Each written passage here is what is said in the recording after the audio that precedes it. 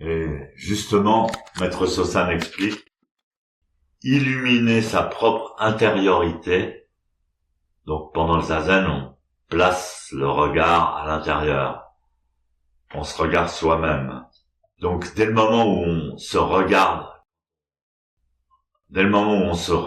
soi-même, où on s'observe soi-même, c'est ce qu'on appelle l'illumination. Quand on ouvre les yeux, ça s'illumine. Illuminer sa propre intériorité par la lumière du vide ne nécessite pas l'usage de la puissance de l'esprit. Donc ni de la puissance de l'esprit, ni de la puissance du corps. Là, je vous parle de la posture, mais l'esprit et la posture, c'est pareil. C'est-à-dire que pendant Zazen, on pense complètement avec le corps. Quand vous avez une belle posture bien équilibrée, comme j'en vois dans le dojo, vous n'êtes plus dans le mental. C'est ce que Sosan appelle voir la lumière du vide. On observe la réalité, mais sans aucun déséquilibre. On n'est plus dans le plus ou dans le moins, dans la comparaison. On est dans le silence, qu'on appelle le silence. À ce moment-là, c'est bien d'observer sa respiration. La respiration, on a une première inspiration quand on naît, une dernière expiration quand on meurt.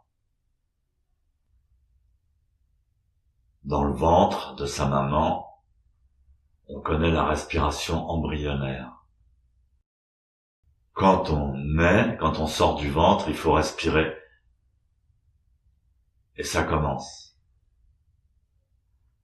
Inspiration, expiration. Inspiration, expiration. Les contraires apparaissent.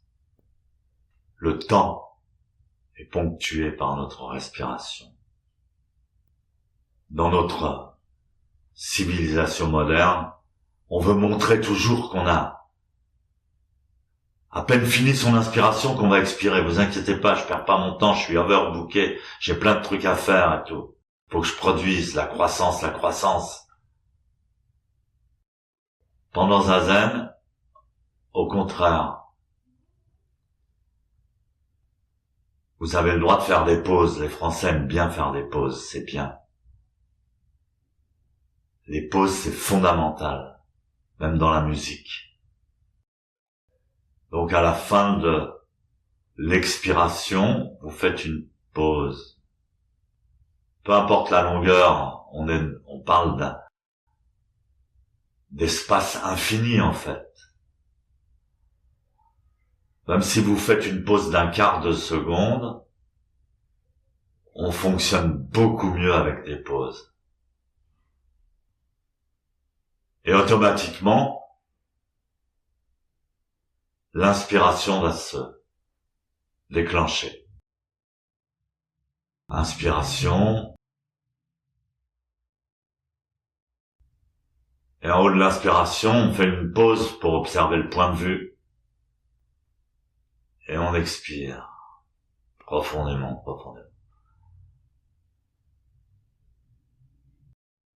Parce que je dis, la posture de Zazen en lotus ne bouge pas. On peut complètement abandonner. Mais la respiration n'est pas quelque chose d'anodin. C'est un mouvement. Et tout mouvement nécessite une pause.